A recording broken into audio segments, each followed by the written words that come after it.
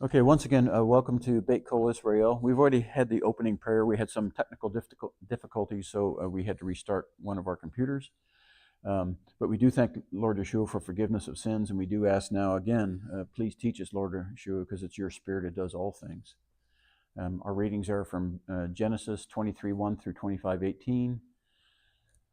1 Kings chapter 1 through 31. Renewed covenant is from 1 Corinthians chapter 15, 50 through 57, and we continue to go through the entire Bible chapter by chapter. Right now we are on Romans chapter 7. This is translated from the Greek. Oh, or are you ignorant, brothers? For I speak to the ones knowing Torah. Now, I'll say this every time. In Greek, when people translate nomos, they translate it into law. But nomos is the word that was used in the Septuagint, the 70 elders that translated the Hebrew Old Testament into Greek, and they had to choose a word for Torah.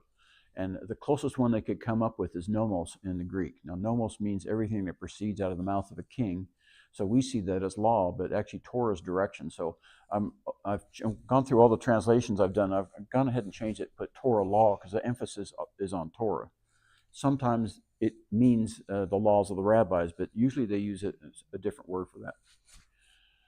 So I speak to the ones knowing Torah, that the Torah lords it over the human for as long a time as he lives. That's right, because even if you're ignorant of the rules of the Torah itself, that is a description of life, and everything that's in the Torah does rule over us, so we have to abide by it whether we know it or not. So like the law of gravity, you might say you don't know the law of gravity, but if you jump off a tall building, it's going to kill you. It's not the fall, it's that sudden stop at the bottom and get you. So for the married woman was bound by the Torah to the living man. We're bound to Messiah ultimately. But if the man dies, she is set free from the Torah of the man. Now we're talking about, there's lots of stuff going on here. For one thing, in Torah, if a woman is divorced, she can't remarry to her husband dies, so Yeshua had to die for us to be remarried to him. But since we have been married to another, we have to die and be resurrected in a different form so we can be remarried to him. So then, if the man is living, she will be called an adulteress if she be marries another man, right? By the way, when we sin, we quote unquote spiritually are married to Satan, so we're all adulteresses, in the sense that we have sinned and we have broken our covenant with our man, our husband, which is Yeshua. But if the man dies, Yeshua dies, she is free from the Torah, from those laws within the Torah, so as for her not to be an adulteress, but to be married to another man. So that, my brothers, you were made dead unto Torah through the body of Messiah, for you are to be married to a different one, unto the one raised up from the dead ones, so that we may bear fruit unto thee, God. But we're going to be resurrected in a different form, in the Adamic form, so we're once again pure, and we can be remarried again. It also says in the Torah that if a husband and a wife divorce and they have other partners, they can never remarry again, because you have defiled that marriage. So when we sinned, we defiled our marriage contract with Messiah, so we cannot remarry him until the husband dies and we have to die, and then we're once again in the pure form and we can be remarried. So actually we're going right back into the form that Adam was before he was split, and he was married spiritually to Messiah, because he's neither man nor woman, it's a spiritual union, and that's what we're going back to, right back to the beginning. That's why the new covenant is really called the renewed covenant. And if you look at Galatians, it talks about when a person comes into a salvation relationship with Messiah, they are a renewed creature, a renewed creation. Most translators just put new, but if you look at it, the primary meaning of that word, I can't remember what it is right now in the Greek, is refreshed. It's not new, it's refreshed, it's restored. I heard one person say that the new covenant it's not like you got a new car. It's like you had a 57 Chevy, you took it to a guy and he completely restored it. It was just like brand new, came out like when it was originally made. Well, that's what we're going to be like. We're going to be resurrected like we were originally made, which is Adam, because we are all descendants of Adam and Eve. So that, my brothers, you also were dead unto these restrictions of the Torah once we defiled the marriage through the body of Messiah, because we are going to be married to a different one, the one who is resurrected. Now, he was resurrected in what form? The Adamic form, just like we will be. For when we were in the flesh, the passions of sin were working in our members through the Torah for the bearing of fruit unto death, because once we sin, that activates the law of sin and death within the Torah. The Torah is not a curse, but we activate the curse in it. If we never sinned, the law of sin and death would never have any effect on us. And when Messiah died, it said the law of sin and death was nailed to the execution stake with him, not the Torah, just the consequences of our sin. Because once we come into that salvation relationship, we are free from that death sentence. That's what verse 7:5 is. And verse 7:6, but now we have been set free from the Torah. Are we free from Torah? No, we still have to keep Sabbath. We still have to eat clean food. We not kill, not lie, not cheat. We're not free from the Torah. We're free from the law of sin and death that are contained within the Torah, having died to that in which we were held, so as for us to serve in newness of spirit and not in oldness of letter. What shall we say then? Is the Torah sin? No, let it not be. But I did not know sin except through the Torah. For I also did not know lust except the Torah said, you shall not covet. So if the Torah is done away with, why would Paul be quoting it? Because he's quoting right here from Exodus 20:17. That's the chapter 20 where the 10 commandments are. 7:8. But sin, taking occasion through the commandment, worked every lust in me. For apart from Torah, sin is dead. Also, if you don't know Torah, you don't know what sin is. And God says if you're faithful to confess, he is faithful to forgive. But if you don't know what to confess, how can he forgive? The Torah is necessary. It's also, Paul calls it a mirror unto us. It shows us our state, which is not good. And I was alive apart from Torah once, but the commandment came and sin came alive and I died under a death sentence. One sin or 10,000 doesn't matter. It's a death sentence. And once we're under that death sentence, there's no way we can earn our way or work our way back into Torah. Paul takes a lot of time talking about this. Not only in Romans, but in Ephesians, Galatians, Corinthians. He says it's by faith in a relationship. Because once we sin, we're under a permanent death sentence until we come and accept God's gift of dying for us. Verse 7:10, and the commandment which was ordained to life, this was found to be death unto me. For sin, taking occasion or working through the commandment, deceived me, and through it killed me, put me under a death sentence. So indeed, the Torah is holy, and the commandment holy, and just, and good. There you go. Then what? Then that which is good, has it become death to me? Let it not be, but sin, that it might appear to be sin, having worked out death to me through the good, in order that sin might become excessively sinful through the commandment. For we know that the Torah is spiritual, but I am fleshly, having been sold under sin. We all have fallen. Since Adam and Eve fell, we've all been put in this fleshly state, and the lusts of the flesh, that's Paul talks about in other places where he says, it's my body, the flesh, that sins. It's not the spiritual man that I am. For what I work out, I do not know. For what I do not will, this I do. But what I hate, this I do. Another place he says, the thing I want to do, I don't do. And the thing I don't want to do, oh, that I do. Who will save me from the body of this death? And that's 7:15 is the same thing. Just worded differently. But if I do what I do not will, I agree with the Torah that it is good, but now I no longer work it out, but the sin dwelling in me. For I know that in me, that is in my flesh, dwells no good. For to will is present to me, but to work out the good I do not find. For what good I desire, I do not do, but the evil I do not desire, this I do. So, and he says this in other places in the New Testament too.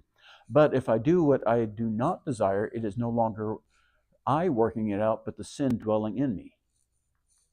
It's this dichotomous state we're in where the flesh desires one thing, but the spiritual relationship desires another. I find then that the Torah, when I desire to do right, that evil is present within me, for I delight in the Torah of the God according to the inward human.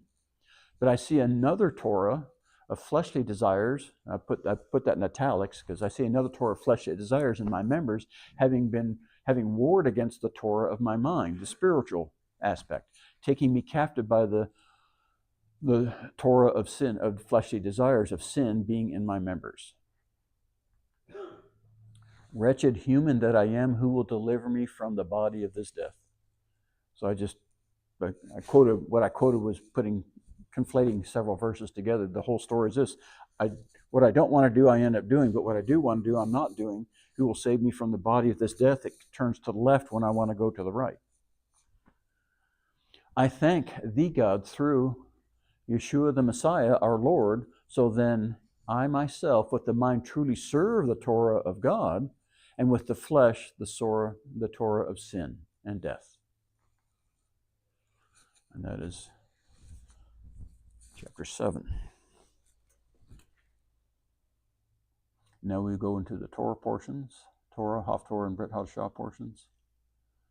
And then our reading Hebrew lesson, it actually goes in detail about the special tittle that's in this Torah portion. And the life of Sarah was 100. Oh, by the way, this is, again, it's Genesis or Bereshit 23, 1 through 25, 18. And Vahiyu Chayey Sarah, and the life of Sarah was 137 years, the years of the life of Sarah. And Sarah died in Kiryat Arba, the city of the four. It is Hebron, this is present day what we call the West Bank in Israel, in Eretz Canaan, the land of Canaan. And Avraham came to mourn for Sarah and to weep for her. And this verse has that special tittle in it. That's what the Hebrew lesson is going to be, how to read this sentence. And Avraham rose up from before his dead and spoke to the sons of Het, saying, I am a stranger and a sojourner dwelling with you. Give me a possession of a sepulchre or a gravesite with you, that I may bury my dead out of my sight. And the sons of Het answered at Avraham, saying to him, Hear us, Lord, my Lord, you are a prince of the God of gods, that's Elohim, among us. Bury at your dead in the best of it our sepulchres. None of us will withhold from you the sepulchre for burying your dead. Where we are, we're in the gate of the city, and the elders get together, and these were all kinds of transactions, any kind of legal issues would take place in these tribal areas at the city gate. And Avraham rose up and bowed to the people of the land, to the sons of Het, and he talked at them, saying, If it be at you in the plural, y'all's mind, that I should bury at my dead out of my sight, hear me, entreat for me to Ephron ben Sohar, the son of Sohar, that he may give me at the cave of Machpelah, which he has, which is in the end of his field, for the full price. Let him give it to me among you for a possession of a sepulchre. And Ephron was sitting in the middle of the sons of Het, and Ephron answered at Avraham in the hearing of the sons of Het, of all who were in at the gate of the city, saying, No, my Lord, hear me. I give you the field, and I give you the cave that is in it. In the presence of the sons of my people, I give it to you. Bury your dead.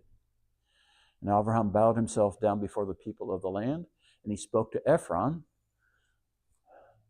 in the audience of the people of the land, saying, But if you will please hear me, I will give the price of the field. Take from me, and I will bury at my dead there. And Ephron answered at Avraham, saying to him, My Lord, listen to me. What is a piece of land worth 400 shekels of silver between me and you, and at your dead bury? This is classic bartering, or Ephron is being very gracious. You can just have the field, but that's not. If Abraham had took the field, that would be wrong. So he actually names the price, and then Ephron agreed. Then he says, No, let me buy it. Then Ephron names the price, and then Abraham says, Good. If you've ever been in a souk, like in the Middle East, a market, there's always a real high price, and you're supposed to go lower. And if you go too low, it's an insult. And if you don't barter, it's an insult. So this is a social pattern that they went through. And Ephron answered him, What is a piece? 400 shekels. That's 10 pounds. By the way, we're talking merchant. When we're dealing with silver, we're talking troy ounces. It's 10 ounces to a pound instead of 16. Bury at your dead there. And Avraham listened to Ephron, and Avraham weighed out for Ephron the silver which he had named in the audience of the sons of Het, 400 shekel. It's approximately 100,000 in wages value, but I don't know what silver is now, so I did this some time ago. To the current standard of merchants, so that's talking about this is for dealing in gold and silver, precious metals. It's a troy ounce. and was deeded the field of Ephron, which is in Machpelah, which is before Mamre, the field and the cave which is in it, and all of the tree, ha'etz. Ha'etz, that's singular tree. It's not etzim, which would be trees. So now we're talking the cave of Machpelah, the field and the tree that is in it. This represents physically as a spiritual, it's an image or a spiritual representation of the bosom of Abraham. Because in here is going to be married, eventually there's going to be buried Abraham and Sarah, Isaac and Rebekah, and Jacob and Leah, and Rachel's not in here. Because the wife he chose was of his eyes and of his fleshly desire, but the one that God chose for him is Leah. That's why Leah is buried there. So from now on, whenever it talks about the bosom of Abraham, this is the symbolic of that. So all of the tree that was in the field, that is in all its borders. And unto Abraham for a possession in the presence of the sons of Het before all who were in at the city of the gate. And after this, Abraham buried at Sarah, his wife, in the cave of the field of Machpelah. It is in Hebron in the land of Canaan. The field and the cave that is in it were deeded to Abraham as a possession of a sepulchre from the sons of Het. This is the most often and repeated transaction in the Bible. And to this day, the Arabs say that this didn't happen. But it did. And Abraham was old, well stricken in age, and Jehovah had blessed at Abraham in all things. And Abraham said to his servant, this is Eliezer, by the way. Now, Eliezer, if Isaac never gets married and has no descendants, or if Isaac had died or something, he's the one that would be the inheritor. Remember, Abraham said to God, says, I have no children, and the only one who would inherit from me is basically Eliezer. So, to his servant, the elder of his house, this is Eliezer, who ruled over all that he had. Please put out your hand under my loins, literally putting it on the reproductive parts, because now we're making an oath not over between each other, but all the descendants of Abraham. And I will make you swear by Jehovah, the God of the heavens and the God of the earth, that you shall not take a wife for my son from the daughters of the Canaanites among whom I dwell, because they're descendants of Ham, and Shem and Ham are not supposed to intermarry. Plus, they're godless. They're evil, the Canaanites. But you shall go to my country and to my relatives and take a wife for my son, Yitzchak, Isaac. And the servant said to him, what if the woman is not willing to follow me to this land? Must I bring out your son again to the land that you came from? And Abraham said to him, beware that you do not bring out my son there again, because that is still the remnant of the Babylonian kingdom that was under Nimrod. That's where he came out. So that's not a very good place, but at least he has relatives. And remember, Terah, that's where they came from. So at least they're family, and they're Shemites, so they can intermarry. But he wants to bring, this is Messiah talking about, in the Song of Songs, talks about the man is searching all through the land for his bride, peeking through windows and over the hills and through the valleys. This is also a picture of God going out into the world and looking for people among the world that want to be in a relationship with him. And Eliezer represents the Holy Spirit being sent out inside through Eliezer, and God will indicate who is to be brought into the family. But don't live there, because you're supposed to be in the land of Canaan, right? Jehovah, the God of the heavens, who took me from the house of my father and from the land of my birth, who spoke to me and swore to me, saying, I will give it the land to your singular seed. Eventually that's Messiah. And he will send his messenger, that's Jehovah himself, before you, and you shall take a wife for my son from there. And if the woman is not willing to follow you, and you shall be clear from this my oath, only you shall not bring up my son back there. And the servant put his hands under the loins of Abraham, his lord, and swore to him concerning this matter. And the servant took 10 camels from the camels of his lord, and departed, having a variety of good things in the hand of his master in his hand. Now 10 is always the number of test.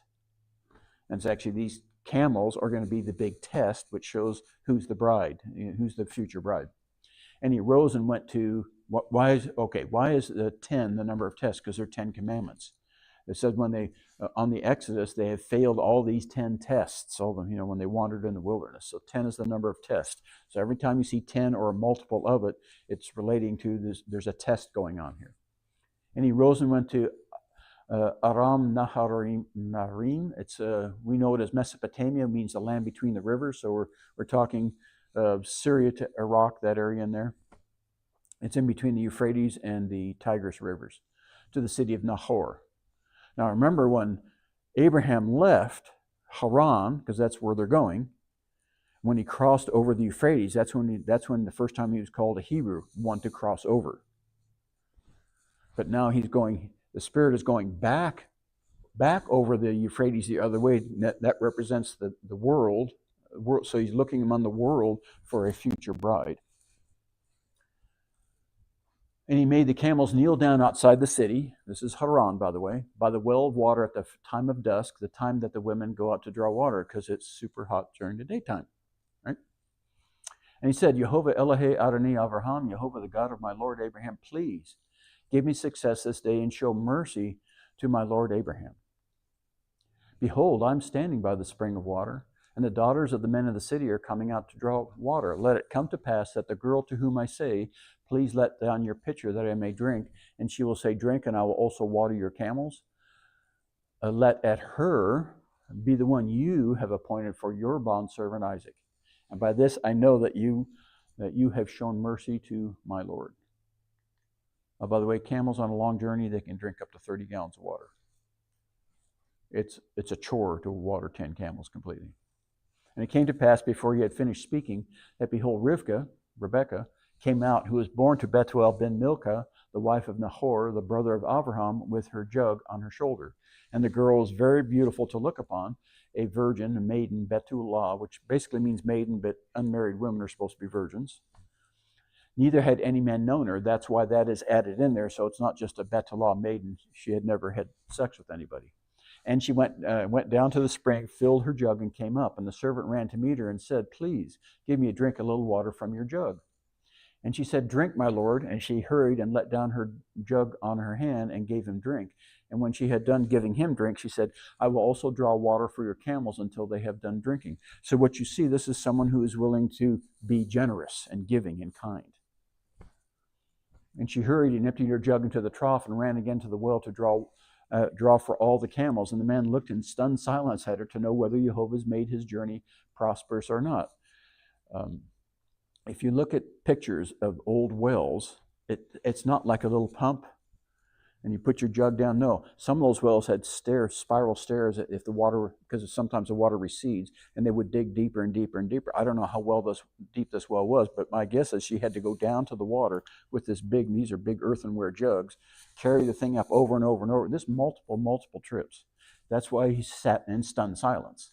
The first girl he asked is the one, but God's in charge of everything. There's no happenstance. He brought Rebekah to him, and she was the one. And it came to pass, as the camels had done drinking, that the man took a golden ring of a beka, which is a half a shekel, about a fifth of an ounce, weight, and 2 bracelets for her hands of 10 shekels, that's 4 ounces, weight of gold. Well, I think gold's now $4,000 an ounce. So we're talking $16,000 to $20,000 worth of value here. But gold represents holiness. And said, whose daughter are you? Please tell me, is the room in the house of your father for us to lodge in? And she said to him, I am the daughter of Bethuel, the son of Milcah, whom she bore to Nahor. She said, moreover, to him, we have both straw and fodder enough and room to lodge in. And the man bowed his head and prostrated himself before Jehovah. One thing I found when I worked in Saudi is that people in the Middle East are very, very kind, generally, very kind. One of my students helped me get a driver's license in Taif, the city where I lived. And what he went through to get that license for me, I hugged him when he was done. It was something else. So they're just trapped in a horrible religious system, but wonderful people generally. And he said, blessed be Jehovah, the God of my Lord Abraham, who has not forsaken his mercy and his truth toward my Lord. As for me, Jehovah has led me in the way to the house of the kinsman of my Lord. And the girl ran and told the house of her mother about these words. And Rebekah, had a brother, and his name was Laban, which means white, like whitewashed. And Laban ran out the man to the spring. So he heard he sees the gold. Remember, Jacob's going to have to deal with Laban down the line here. And Laban is a man about money and stuff. His kindness is not generosity. He's looking for a trade, looking to get an advantage. And he came to pass when he saw the ring and at the bracelets on the hands of his sister, and then he heard at the words of Rivkah, his sister, saying, "This is what the man said to me," that he came to the man, and behold, he was standing by the camels at the spring. And he said, "Come in, you blessed of Jehovah." Now, they don't worship Jehovah. We're going to find out later that Laban, when he makes an oath with Jacob, is the God of, he worships a different God. He does not worship Jehovah. So what he's doing, he's trying to ingratiate himself here. "Why do you stand outside? For I have prepared the house and the room for the camels." And the man came into the house, and he unloaded the camels, and he gave straw and fodder for the camels and water to wash his feet and the feet of the men who were with at him. And food was placed before him to eat, but he said, "I will not eat until I have told my message." And he said, "Speak on." I said, "I am the servant of Abraham, and Jehovah has blessed at my Lord greatly, and he has become great, and he has given him flocks and herds, and silver and gold, and male servants and female servants, and camels and male donkeys.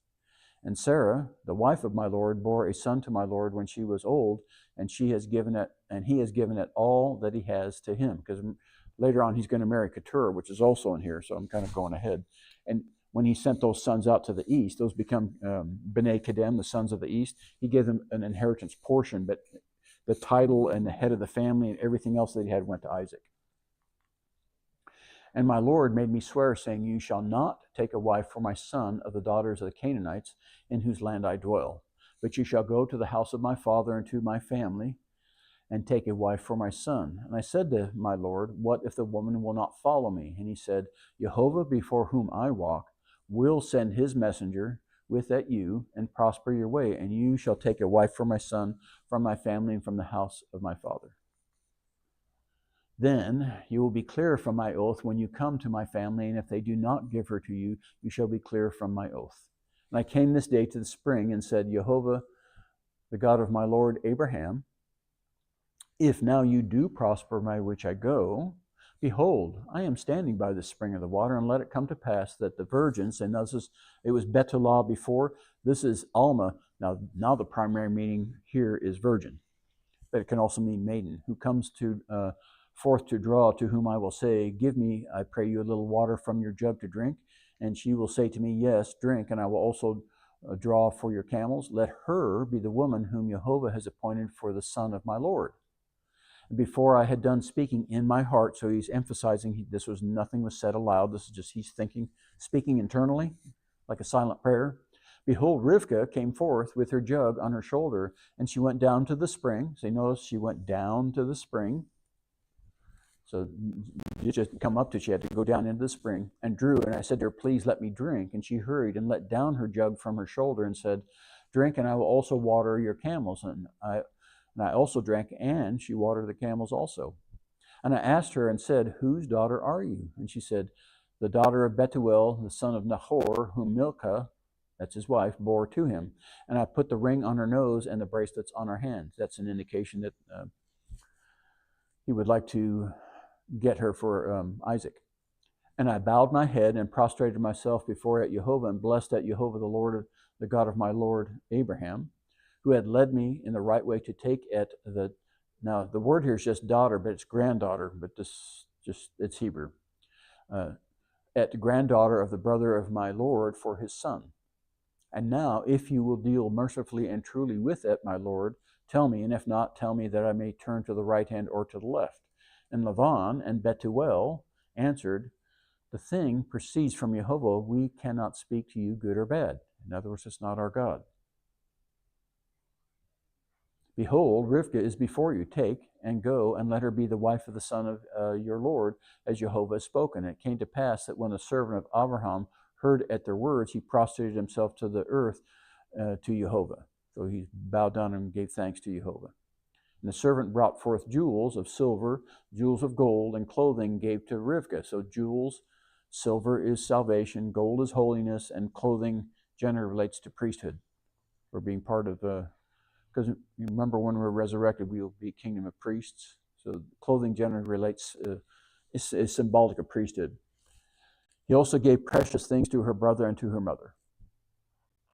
And they ate and drank, he and the men who were with him, and stayed all night. And they rose up in the morning, and he said, "Send me away to my Lord." And her brother and her mother said, so now it's not Bethuel, now it's Milcah and Lavan. My guess is they had a little talk. We need to get this guy to stay here, get more stuff. It's not said, but now look what he says. "Let the young lady stay with us a few days, at least 10. 10, test. Here's a test again. After that she will go." And he said to them, "Do not hinder at me, seeing that Jehovah has prospered my way. Send me away that I may go to my Lord." And they said, "We will call the young girl and inquire at her mouth." It's Pihah's, her mouth, her mind. Let's see what she says. And they called Rivkah and said to her, "Will you go with the man?" And she said, "I will go." So there you go. God put it on her heart to say yes. And they sent at Rivkah away, their sister, and at her nurse, and at the servant of the servant of Abraham and his men. And they blessed at Rivkah and said to her, "Our sister, may you become thousands of 10,000s." That's like one way of saying millions or billions. May you become numerous people. "And let your singular seed that comes from you," right? "Let your singular seed possess the gate of those who hate them. And Messiah will rule the world. You will possess all the gates." Now, when this country was obedient, more Christian, and Jewish people were worshiping God more. We were less sinful nation. We did, and Europe did too. England, Europe, we possessed the gates of our enemies, the north and the south of Africa and South America, and also the Panama Canal and Gibraltar. But we're Hong Kong. We've lost all these things now because of disobedience. But ultimately, it's God will possess the gates of the enemies, which He will keep us secure when He comes. "And Rivkah arose with her maids, and they rode on camels and followed the men. And the servant took at Rivkah and went his way. And Isaac came forth from the way of Be'er Lahai Roi," that's the well of the living one who sees. Remember, this is what Hagar was with Ishmael when they were sent out, and she said, "I've sat back to the well of the living one who sees and lived." So it's that same place. "For he dwelt in the land of the south, HaNegev. And Yitzchak," Isaac, "went out to meditate in the field at dusk." So this is the morning and evening, see, worship. So this is the evening worship. "And he lifted up his eyes and saw, and behold, there were camels coming. And Rivkah lifted up her eyes, and when she saw Yitzchak, Isaac, she dismounted from the camel and said to the servant, 'Who is the man who is walking in the field to meet us?' And the servant said, 'It is my Lord.' And she took the veil and covered herself. And the servant told Yitzchak, Isaac, all the things that he had done. And Yitzchak brought her into the tent of his mother. Remember, she had died. Now he lives in that tent. And took at Rivkah, and she became his wife, and he loved her." This is the one marriage we're told in the Bible. And he loved her. This is Messiah marrying his bride. That's what this is symbolic of. That has been gathered from all the four corners of the earth. In Jeremiah it says, I can't remember exactly where it is, but it says, when people speak of Exodus in the future or no longer be, I'm kind of paraphrasing here, when we went from Egypt to a physical promised land, but when God gathered us from the four corners of the world unto himself. So this Rebecca represents the bride being brought from Babylon. Remember, come out of Rome, people, that's in book of Revelation, and he brings us to himself and marries us, and he will love us. He does love us still, but we will be married to him. Thus Isaac was comforted after the death of his mother. And Abraham took another wife, and her name was Keturah. And she bore him Zimram, at Yokshan, and at Midan, and at Midian. Now Midian is present-day Saudi Arabia, northwestern Saudi Arabia. And at Yishbak, and at Shuach, and Yokshan, and begot at Sheva, and at Dedan. And the sons of Dedan were Asherim, and at Letushim, and Leumim. And Bnei Midian, the sons of Midian, Ephah, and Epher, and Hanoch, and Avidah, and Elda'ah, and these were the sons of Keturah. And Abraham gave at all that he had to Isaac, but to the sons of the concubines, Abraham gave gifts, and he sent them away from Yitzchak his son, and while he yet lived, eastward unto Eretz Kedem. So now these are the sons of the east. Whenever you see that term in the Bible, you know these are the descendants of Keturah. And later on, after the Exodus, when Moses crosses over into crosses when they crossed the Red Sea. That's also where he fled. Remember, Pharaoh wanted to kill him because he murdered one of the Egyptians. When he goes to Reuel, which is also called Yitro, that was his title, Excellency, that is the land of Midian. So that is one of the sons of the east. So that's a descendant of one of the sons of Abraham and through Keturah. So these are now the sons of the east. And these are the days of the life of Abraham, which he lived 175 years. And Abraham expired and died in a good old age, an old man full, and was gathered to his people. He died. And Yitzhak, Isaac, and Ishmael, his sons, buried at him in Ma'arat HaMachpelah, the cave of Machpelah, in the field of Ephron, the son of Zohar, the Hittite, which is before Mamre. The field which Abraham purchased from it, the sons of Het. There Abraham was buried, and Sarah his wife.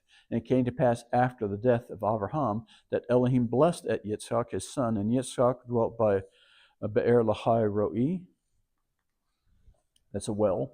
And these are the generations of Ishmael ben Abraham, whom Hagar ha-Mitzrite, the Egyptian, handmaid of Sarah, bore to Abraham. And these are the names of the sons of Ishmael, by their names according to the order of their birth. The firstborn of Ishmael was Nebayot, and Kedar, and Abdel, and Mibsam, and Mishma, and Duma, and Massa, and Hadad, and Tema, Yetur, Naphish, and Kedemah. These are the sons of Ishmael, and these are their names by their villages, by their encampments, 12 princes according to their tribes. Remember, from Abraham and Sarah and Jacob, and Isaac and Jacob come kings, but from Ishmael and those are princes. Now when we get to Isaac and we get to Esau and Jacob, from Esau will come chiefs. So there's a declination in quality of descendants from the side that rejects God. So these are the years of Ishmael. He was 137 years and expired and died, was gathered to his people. And they dwelt from Havilah to Shur, that is before or next to Egypt, as you go toward Ashur, Assyria. So that's basically Ishmaelites and the sons of the east are kind of what we call the Middle East today. They're kind of intermingled through this. And he abode against all his brethren. Remember, he said his hand will be against all his brothers, and every hand will be against his. Arabs fight with each other constantly. They kill more, Muslims kill more Muslims than they ever kill of anybody else. Sad. One day God, I forgot to do the reading again, the blessing. I have a sign here and I keep forgetting. So we'll do the closing blessing. Baruch atah Yehovah Eloheinu melech ha'olam asher natan lanu Torah emet v'chayei olam et b'cheinu Baruch atah Yehovah noten ha-Torah. Blessed are you, Yehovah, our Elohim, King of the universe, who has given us a Torah of truth and has planted eternal life in our midst. Blessed are you, Yehovah, giver of the Torah. And then as we're closing, we close the Torah, V'zot ha-Torah asher sam Moshe lifnei b'nei Israel al pi Yehovah biad Moshe. And this is the Torah that Moses placed before the sons of Israel at the command of Yehovah through Moshe's hand. And normally we'd hold the Torah up, but we're not doing that now because we're just doing the teaching right now. Haftarah portion, this comes from 1 Kings chapter 1, 1 through 31. And the opening blessing for the Haftarah is Baruch atah Yehovah Eloheinu melech ha'olam asher b'char ben be'im tovim v'ratzah b'devrehem ha'ne'amarim be'emet. Baruch atah Yehovah habakar habatar ha'batorah uv Moshe avdo uv Yisrael amo uv envi'eh ha'met v'tzedek. Blessed are you, Yehovah, our Elohim, King of the universe, who selected good prophets and was pleased with their words, which were spoken truthfully. So actually, be'emet, in truth. You can also say that. Blessed are you, Yehovah, who chooses the Torah, his bondservant Moses, and his people Israel, and prophets of truth and righteousness. 1 Kings chapter 1 through 31. And King David was old and stricken in years, and they covered him with clothes, but he got no heat. As I'm getting older, I find I'm colder and colder at night. Need more clothes in the hotter house. And his servant said to him, let there be sought for my lord the king a young virgin. Let her stand before the king and cherish him, and let her lie in your bosom, not be like a heating blanket for him, that my lord the king may keep warm. And they sought for a beautiful young lady throughout all the borders of Israel, and they found it Avishag HaShunamite. and brought at her to the king. And the young lady was very beautiful, and she cherished the king and ministered to him, but the king did not know her intimately. And Adonijah ben Haggit exalted himself, saying, I will be king. And he prepared him chariots and horsemen and 50 men to run before him. So let's stop here for a second. That's verse 5 here. His name is Adonijah, or Adoniah. My Lord is Yah, but in actuality, he's rebellious to Yah. He has another son who's also rebellious, and he's called Adonai. Well, this is Adonijah, and there's also I can't remember. What's the other son's rebellious name? Man, my mind just went blank. Avshalom, father of peace, but he's not about peace. He's about war. So now remember, we have to go back because a little bit of history of David, when he had an adulterous affair with Bathsheba, and he was confronted by Nathan saying, you're that man who sinned and you've killed Uri the Hittite. And then David confessed and said, I've sinned before the Lord, I've sinned before Jehovah. And Nathan tells him at this time, you won't die, but that means he's going to be in the kingdom. He's not going to die the second death, because David definitely did die. But he also said, now the sword will never depart from you. This is the first sword that's going against him, is when Adonijah now tries to become king, because it's the firstborn son from Bathsheba died, because that's a son of adultery. But then the next son becomes her first son, the first son for David, and that's Solomon. But if you look at the genealogy in Matthew, he's actually a kinsman redeemer, because Solomon is called the son of Uri the Hittite. A little bit of history. So now Adonijah, he's not the Lord, Yah is not his Lord, but that's a title that he has. So, but he prepared chariots and horsemen and 50 men to run before him, and his father had not displeased him at any time. In other words, he wasn't a very good father, didn't correct his sons.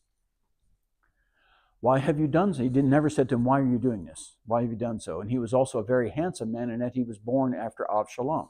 There we go. So these two sons are both going to try to take over the kingship. And he conferred with Yoel ben Tzeruiah, and with Eviatar the Cohen, so he's one of the high priest family, and they followed Adonijah. They went with him and helped him. They were traitors to David. And Zadok the Cohen, another one of the family of the high priest, and Benaiah Benaiah the son of Jehoiada, and Nathan the prophet, and Shimei and Rei, and the mighty men who belonged to David, they were not with Adonijah. In other words, they were loyal to David. And Adonijah killed sheep and oxen and fatlings by the stone of Tzochalet, which is beside Ein Rogel. It's the fountain of the fuller. And he called at all his brothers, the sons of the king, and all the men of Yehudah, the servants of the king, and Nathan and the prophet Benayahu, and at the mighty men, and at Shlomo, his brother, he did not call, because Solomon was supposed to be king. It had already been determined many years before that Solomon would take over the throne after David. And Nathan spoke to Bathsheba. Notice the daughter of seven, the daughter of the oath. There's the well of seven, Be'er Shavah. This is all related to it. This is the covenant of God working here, saying, have not you heard that Adonijah, the son of Haggit, reigns, and David, our Lord, does not know it? And therefore come, please, let me give you counsel, that you may save that your soul, and that the soul of your son Solomon, Shlomo. Go and get you to the king, David, and tell him, did you not, my lord king, swear to your handmaid, saying, assuredly Shlomo, Solomon your son, shall reign after me, and he shall sit on my throne? Why then does Adonijah reign? Adoniyahu. Behold, while you yet talk there with the king, I also will come in after you, and will confirm at your words. And Bathsheba went into the chamber, and the king was very old, and Abishag Hashunamet was ministering at the king. And Bathsheba bowed and did obeisance to the king, and the king said, what would you? And she said to him, my lord, you swore by Jehovah your God to your handmaid, assuredly Solomon your son would reign after me, and he shall sit on my throne. And now behold, Adonijah reigns, and you, my lord the king, do not know it. And he has slain oxen and fatlings and sheep in abundance, and has called all the sons of the king, and Eviatar, the priest, and Joab, the captain of the army, but he has not called Solomon your son, your servant. And you, my lord, the king, the eyes of all Israel are on you, that you should tell them who shall sit on the throne of my lord the king after him. And it will come to pass when my lord the king shall sleep in his fathers, that I and my son Solomon shall be counted offenders. So ultimately, this is also about God. God says, who is going to rule? Because remember, in the book of Revelation, it says that Satan is going to appear like a being of light, but it actually, out of his mouth come horrible things. He's not a man of light. So Adonijah represents that he has this lordly, godly title, and he's saying all kinds of nice things, but in actuality, he's in complete rebellion to the will of God. So then David, representing God the Father, says, no, it's the Son of Peace, that's Solomon. So Messiah is called the Prince of Peace. He will rule after me. And it's going to be Solomon who builds the temple of God, which is ultimately the third temple is us. So Solomon represents Messiah. And behold, while she yet talked with him, Nathan, the prophet, came in, and they told the king, saying, behold, Nathan, the prophet. And when he had come in before the king, he bowed himself before the king with his face to the ground. And Nathan said, my lord king, have you said, Adonijah shall reign after me, and he shall sit on my throne?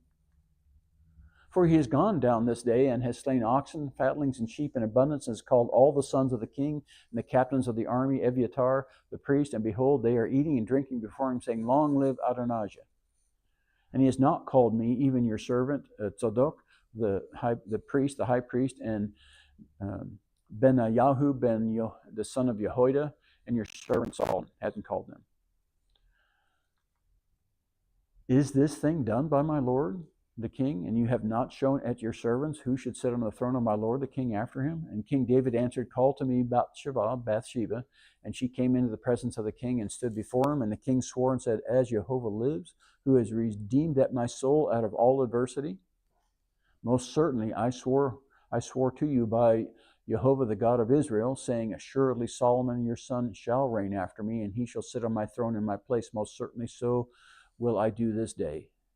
And Bathsheba bowed her face to the earth, and did obeisance to the king, and said, let my lord King David live forever. And he will live forever, but that's in the kingdom. Also, before we close this out, as a result of this, remember we have Tzadok the high priest. The high priest family, the only ones who could ever be high priest, had to come from who? Remember?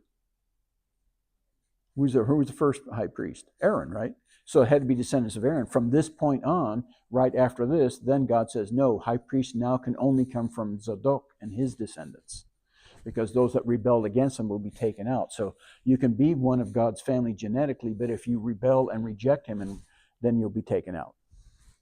And only the righteous, which is what Tzadok mean, only the righteous can be his priests. And we are going to be a kingdom of priests, and righteousness, that word relates to believing in God and doing his word. So the closing blessing for the Haftorah is Baruch atah Yehovah Eloheinu melech haolam, Tzur kol ha'olomim tzadik b'chol hadarot, ha'el ha'ne'aman ha'omer ve'oseh ha'daber kayam shekol devarav emet, v'tzadek ne'aman atah hu Yehovah Eloheinu ve'ne'amanim devarecha ve'devar echad midvarecha achor lo yeshuv rekam ki el melech ne'aman ve'rachaman atah baruch atah Yehovah ha'el ha'ne'aman b'chol devarav.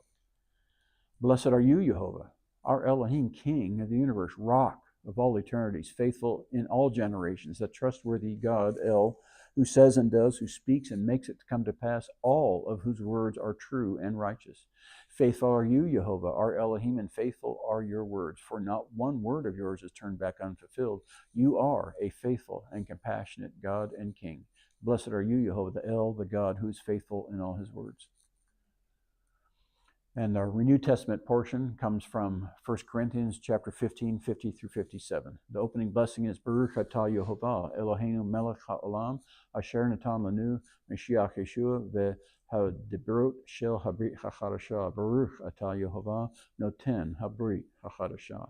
Blessed are you, Yehovah our Elohim, King of the universe, who has given to us Messiah Yeshua and the commandments of the renewed covenant. Blessed are you, Jehovah, giver of the renewed covenant. Now, the commandments of the renewed covenant are the same commandments that are in the old covenant, because it's all one covenant, one Bible. Now I say this, brothers, that flesh and blood cannot inherit the kingdom of God, neither does corruption inherit incorruption.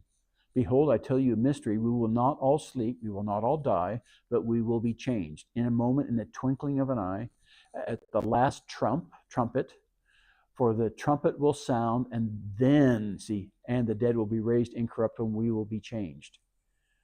So it's when Messiah comes back, at the trump, the last trump, that's when everybody's resurrected. It's not when you die, you don't go to heaven or hell. There is no hell. For this corruption, this corruptible, this flesh must put on incorruption, which is the spiritual Adamic body, and this mortal must put on immortality. But when this corruptible will have put on incorruption, and this mortal will have put on immortality, then what is written will happen. Death is swallowed up in victory. Death, where is your sting? Grave, where is your victory? The Greek word here is hade, which is where we get. That's the Greek understanding. They say it's a place of the dead, and the idea of that there's a hell. But actually, hade means place of the unseen, and it means the grave. It does not mean hell, and it's translated all the time as hell, and that's completely wrong because there is no hell. Death, where's your sting? Grave, where's your victory? The sting of death is sin, right? And the power of sin is the Torah. But thanks be to the God who gives us the victory for our Lord Yeshua the Messiah. Amen. And the closing blessing is Baruch atah Yehovah Eloheinu melech ha'olam asher natan lanu hadavar ha'emet v'chayey olam natapachenu. Baruch atah Yehovah noten habrit chadashah. Blessed are you, Yehovah, our King, our Elohim, King of the universe, who has given to us the word of truth and planted life eternal in our midst. Blessed are you, Jehovah, giver of the renewed covenant. Amen.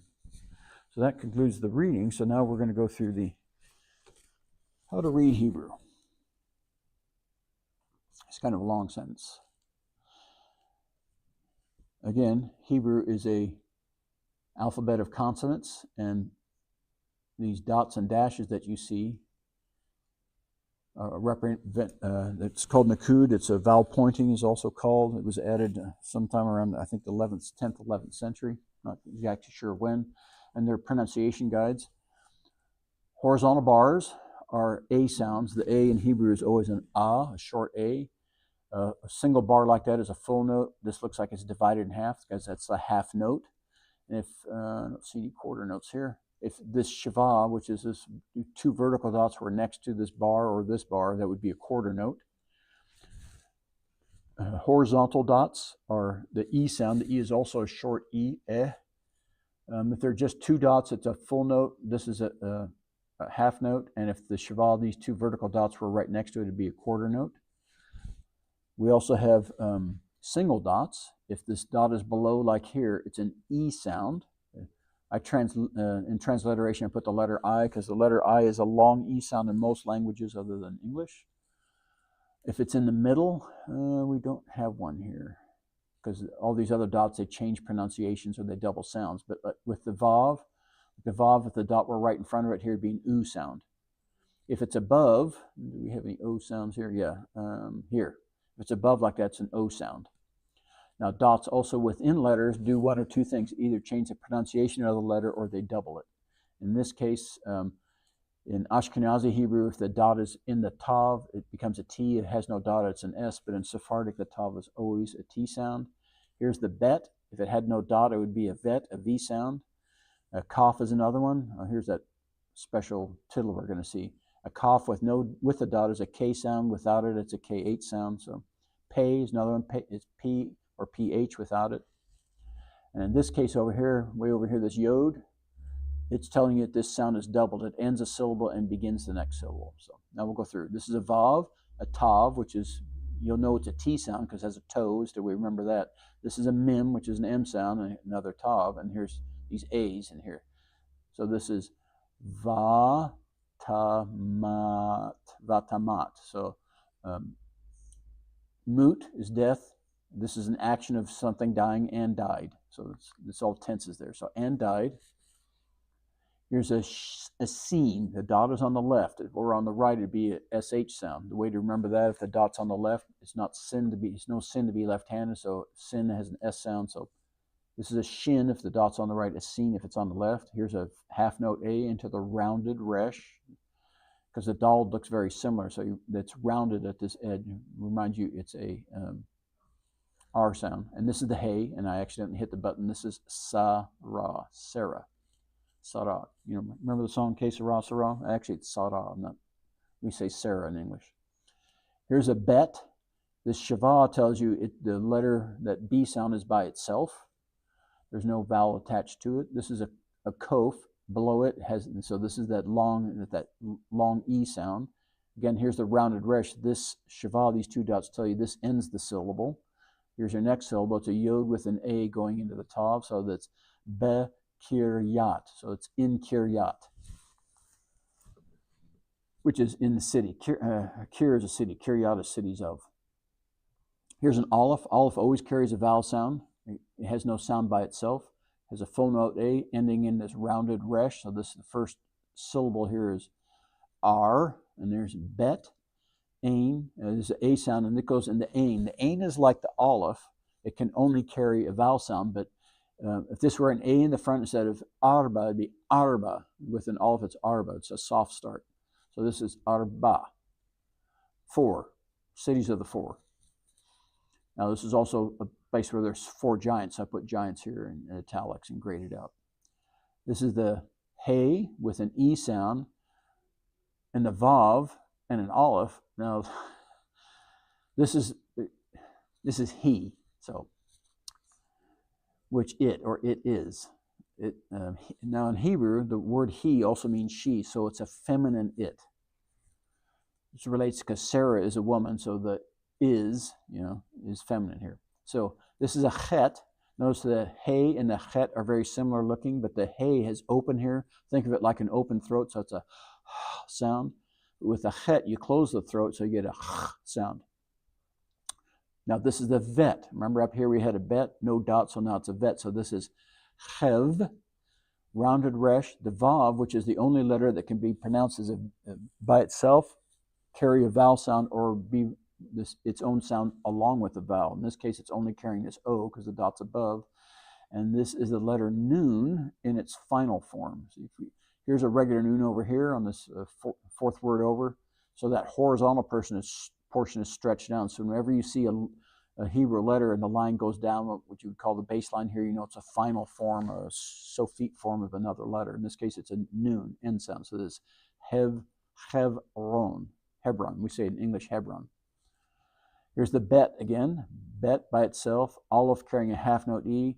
This is a rounded resh carrying a half note E. Now you notice that this line goes before the baseline, so this is the letter tzadeh in its final form. It normally has just a horizontal aspect, and that just stretched down. So that's be'eretz. So this is, the root word here is eretz, land, and this is inland, or inland of. That's kind of understood. Here's a kaf by itself. Here's the nun with an A. Now here, notice here's the A is on the ain, so it's going to be a hard start on this A sound. And here again is that nun sophete, which is the final form of this letter. So it's ke na'an. That's because that ain gives that hard start to the A. That's Canaan. Here's the vav, and it's pronounced along with the full note A, but here we have a yod that's doubled, so it's ending a syllable and beginning the next syllable. So this, if there were no yod here, this would be va, but with the yod you go vai. So this is how you get the long I sound in Hebrew, the A sound with a yod. And the yod also begins the next syllable, so this, and here's that A sound that's after the yod into the vet, which is carrying an O, which is kind of taken from the aleph. So this is vai yavo, and came. Bo is to come or go, and came. You can also say and went, but this is and came. Aleph, here's an aleph carrying a full note A into the vet, the V sound, so that's av is the first part of this name. By the way, that's also a word, that's av, which is father.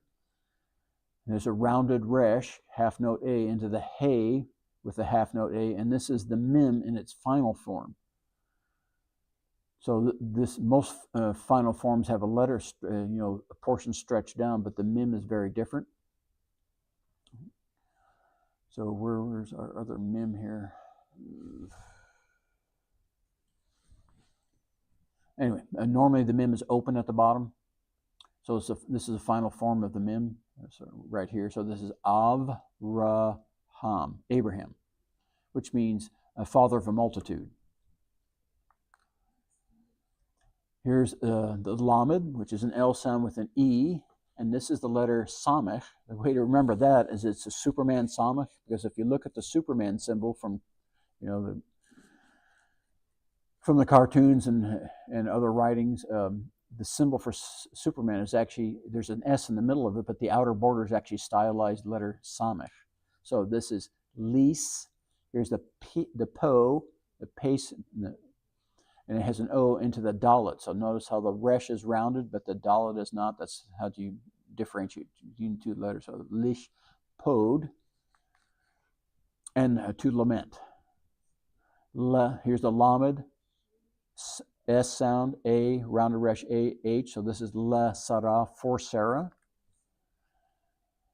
Okay, before we go into this letter, notice how this is a kaf and it's raised up and made small. This is when there are jots and tittles in the Bible, in Hebrew. The way to remember it, jots are dots and tittles are altered letters or spaced letters or made small, raised up, letter patterns. Those are the tittles. So this is a vav by itself, a lamed with an E sound and the ending in the vet, the V sound. And here's the kaf with an O, tav, half note E, ending in the hey. So the leave kotam, to mourn, and to mourn for her. So the kaf is raised and made small. The kaf represents the open hand, so like a raised hand with the palm up.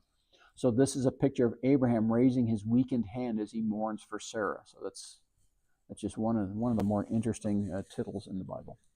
So just literally, this sentence says, "And died Sarah in cities of 4. It is Hebron, in land Canaan, and came Abraham to lament for Sarah and to mourn." For her is understood. And if we actually go to, and here, this is 23:2, and this is how I would translate it. "And Sarah died in Kiryat Arba, which is in Hebron, in the land of Canaan, and Abraham came to mourn for Sarah and to weep for her." Some of those words are understood. So that's the way Hebrew works. Very concise language. So that concludes our service for today. So Lord Yeshua, in closing prayer, we want to thank you that we're here alive, you support us, and the blessing is that we get to read your word and have this word come into our hearts. May it change us, Lord Yeshua, refresh and renew us and restore us, and glory by glory, here a little, there a little, line by line, bring us closer and closer to you, Lord Yeshua. Let us not be head knowledge, but let it be a heart-changing spiritual word in our lives. And we give thanks for it in your holy name, Yeshua. Amen and amen.